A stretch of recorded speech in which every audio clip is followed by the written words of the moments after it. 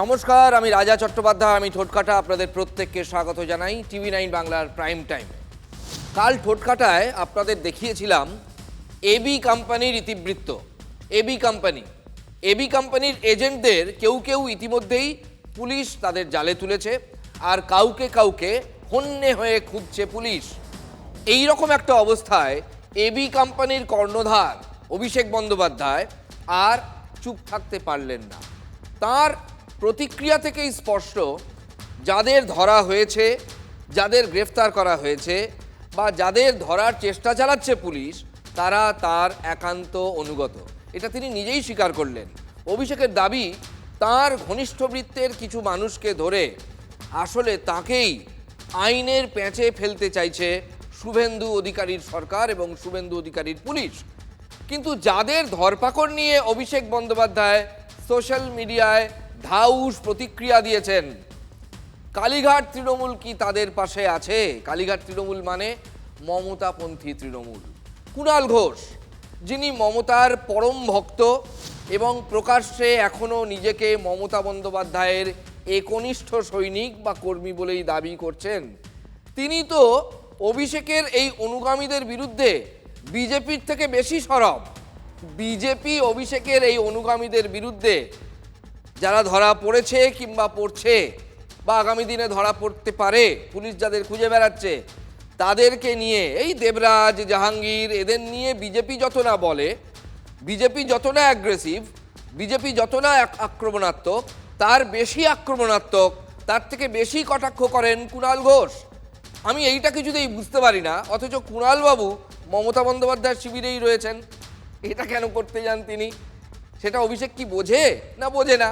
আর কুণালবাবু যখন এটা করেন, তাহলে তো রাজ্যবাসী তো আর ঘাস খান না, তারা তো বুঝতে পারেন যে কুণালবাবু অ্যাকচুয়ালি কী চাইছেন। তার মানে কালীঘাট তৃণমূলেও বিভাজন আছে। কালীঘাটে এবি বনাম কেজি, আমরা বলছি এবি বনাম কেজি, একাধিক উদাহরণ দেখাবো। এবি মানে অভিষেক বন্দ্যোপাধ্যায় আর কেজি মানে কুণাল ঘোষ। অভিষেকের আত্মসহায়ক সুমিত রায়, যার নামে লুকআউট নোটিশ জারি হয়েছে, তাকে কুণাল ঘোষ ঠিক কোন চোখে দেখেন আপনাদের আগেও শুনিয়েছি, আজকের প্রেক্ষিতে আরও একবার শোনাই, অত্যন্ত প্রয়োজন, শুনুন। তিনি মানে বস, তিনি তার ফ্যান ক্লাব হয়ে গেল। সুমিত রায় ফ্যান ক্লাব, সেই ফেরেবাজগুলো কোথায়? সেগুলোকে একবার পুলিশ কান ধরে টেনে আনো। সুমিত রায়কে সন্তুষ্ট করাটাই নেতা নেত্রীদের, এই উঠতি সমস্ত নেতা নেত্রীদের একটা কাজ হয়ে গেছে। এইসব সুমিত রায় জাতীয় লোকজন, এরা গোটা পার্টিটার 12টা বাজিয়ে দিয়েছে। দেখুন, মমতা বন্দ্যোপাধ্যায় বলেন এবং অভিযোগ করেন, এখনো পর্যন্ত তৃণমূল একটাই কাঁদুনি গায় যে তাদেরকে জোর করে হারানো হয়েছে। আর কুণাল ঘোষ, যিনি মমতার একান্ত অনুগত, তিনি প্রতিদিন বলেন যে এরাই, এই সুমিত রায়ের মতো লোকজন পার্টিটার 12টা বাজিয়ে দিয়েছে। আজকেও বলেছি, কালকেও বলেছিলাম, আজকেও বলবো, কোনটা সত্য? কেন কালীঘাট তৃণমূল যে কোনো একটা তত্ত্বে স্টিক করতে পারে না?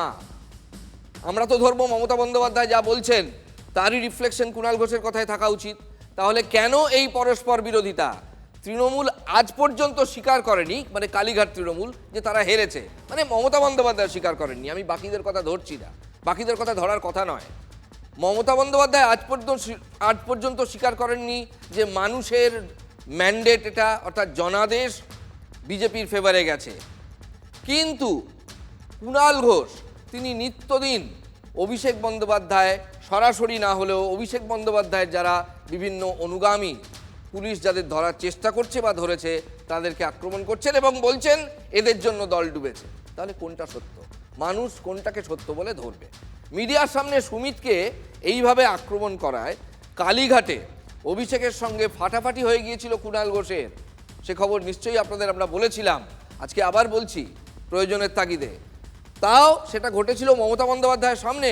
অভিষেক কুণালকে চ্যালেঞ্জ করেছিল যে কেন তুমি কথা বলতে গেলে সুমিত রায়ের নামে। তারপর থেকে সুমিতের নাম যদি উচ্চারিত হয় তাহলে একটু ব্যঙ্গাত্মক টোনে মন্তব্য করছেন কুণাল ঘোষ। বোঝাই যাচ্ছে যে টার্গেট কিন্তু অভিষেক বন্দ্যোপাধ্যায়।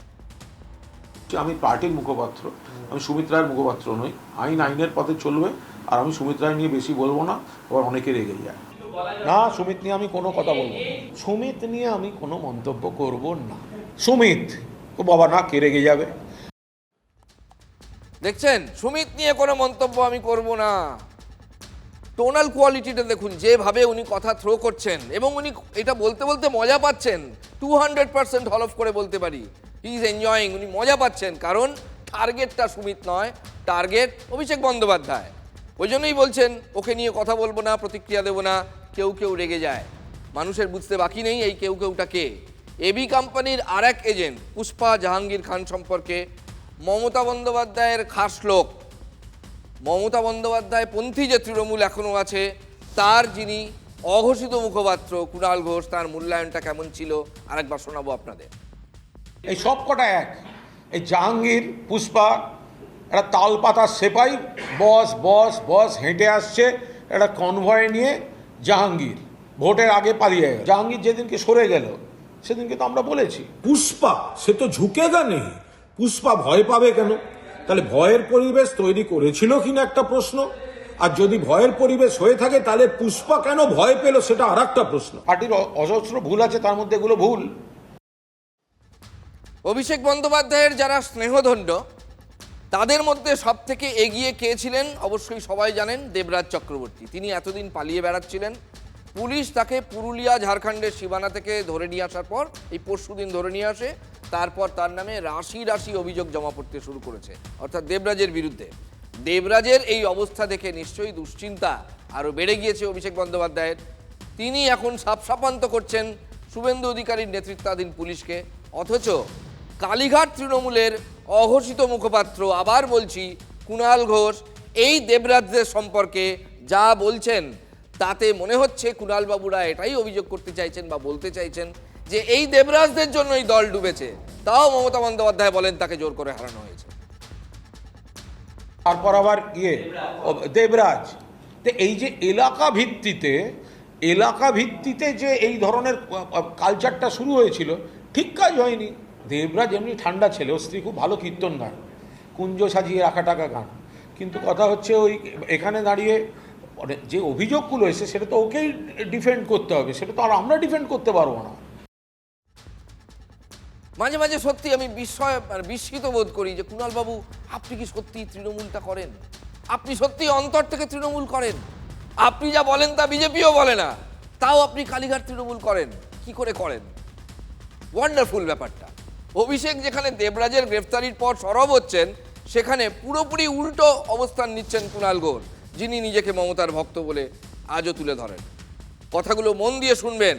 ন্যায্য কারণে গ্রেফতার, প্রতিবাদ করতে যাব না, বলছেন কুণাল ঘোষ। তদন্ত অ্যারেস্ট যদি কারোর ক্ষেত্রে যে কোনো ন্যায্য কারণে অ্যারেস্ট হয় বা তার কোনো অপরাধ থাকে, সেই অ্যারেস্টকে আমরা কেউ কন্ট্রাডিক্ট করতে যাব না। এই নিয়ে কোনো কথা হবে না, কোনো আলোচনা হবে না। যাহাই দেবরাজ তাহাই অভিষেক, যাহাই অভিষেক তাহাই মমতা। পারিবারিক সম্পত্তি ওদের পরিবারের ব্যাপার। এই সমস্ত আঙুল ফুলে কলাগাছ হওয়া হাফ নেতাদের, হাফ নেতা বলছি, সচেতনভাবে বলছি, কেন পুলিশ ধরছে বা কেন এদের পেছনে পুলিশ ধাওয়া করছে, তার ব্যাখ্যা শুভেন্দু অধিকারী সরকারকে দিতে হচ্ছে না। কেন বলুন তো? কুণাল ঘোষ থাকতে এই ব্যাখ্যা কাউকে আর দিতে হচ্ছে না। কুণাল ঘোষ, কল্যাণ বন্দ্যোপাধ্যায়, তারাই একের পর এক যা বিবৃতি দিয়েছেন এবং দিয়ে চলেছেন, তাতে সেই ব্যাখ্যা হয়ে যাচ্ছে যে কেন পুলিশ তাদের পেছনে ধাওয়া করছে। নতুন সরকারের পুলিশের টার্গেট একদম ঠিক, এটাই তারা বুঝিয়ে দিচ্ছেন। কুণাল তো আরও এক কাঠি ওপরে। বিধানসভায় মুখ্যমন্ত্রী শুভেন্দু অধিকারী যখন মমতা বন্দ্যোপাধ্যায়কে তদন্তের আওতায় আনার কথা বলছেন, তখন কুণাল ঘোষ কি বলেছিলেন, এই সুযোগে আরেকবার আপনাদের দেখিয়ে নিই। আপনার নেত্রী কি কি করেছে কাণ্ড কারখানা দেখবেন। খুব বড় বড় কথা বলেন না। এই 324.73 কোটি টাকা ফিকিকে দিয়েছেন প্রাক্তন মুখ্যমন্ত্রী মমতা ব্যানার্জি। আপনি এটা করতে পারেন? আপনি পারেন দিতে? একটা চোরকে ছাড়া হবে না, কোন चोर के छड़ा হবে না। और सबका साथ सबका विकास भी होगा, सबका हिसाब भी होगा। অনারেবল চিফ মিনিস্টারকে বলবো, চিফ মিনিস্টার যা যা অ্যাকশন নিচ্ছেন পূর্ণ সমর্থন করছি। দেখুন, 4 মে ভোটের ফল প্রকাশের পর থেকে আজ পর্যন্ত মমতা বন্দ্যোপাধ্যায় একটি গোঁ ধরে বসে আছেন যে তিনি বা তার দল হারেনি। এটা জনাদেশ নয়।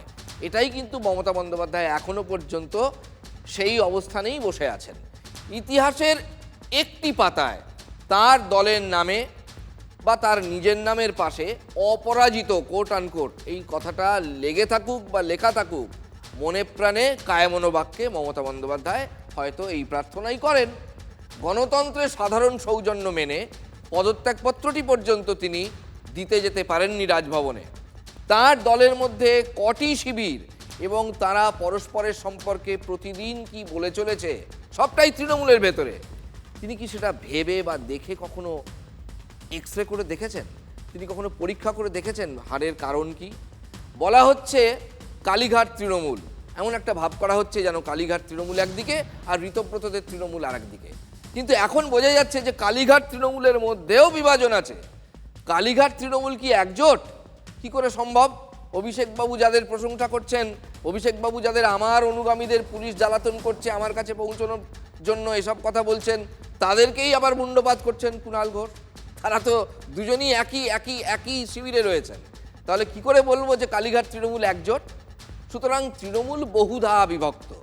কুণালবাবু যাদের বলছেন সমাজের উৎপাত, পাড়ায় পাড়ায় এইরকম রংবাজি কালচার তৈরি করেছিল, এটা ঠিক হয়নি, এদের জন্যই দল ডুবেছে, অভিষেক তাদেরই বলছে আমার অনুগামী। এমন কোনো দিন দেখছি না যেদিন কুণালের কটাক্ষের শিকার হতে হচ্ছে না অভিষেক বন্দ্যোপাধ্যায়কে। যেন মনে হচ্ছে কালীঘাটেই কুস্তি। কুণালের সুরে সুর মিলিয়ে কল্যাণ বন্দ্যোপাধ্যায় বলেছিলেন ছেলেটা এখনো বুঝলো না যে দলটা ওর জন্যই ডুবলো, অর্থাৎ ছেলেটি বলতে অভিষেক বন্দ্যোপাধ্যায়।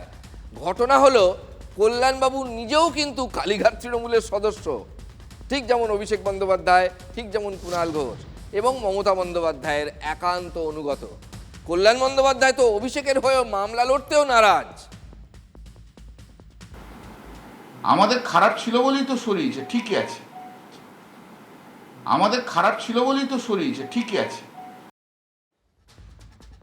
এটাই কন্ট্রাডিকশন, এটাই আমি প্রতিদিন ঠোটকাটা বলার চেষ্টা করে।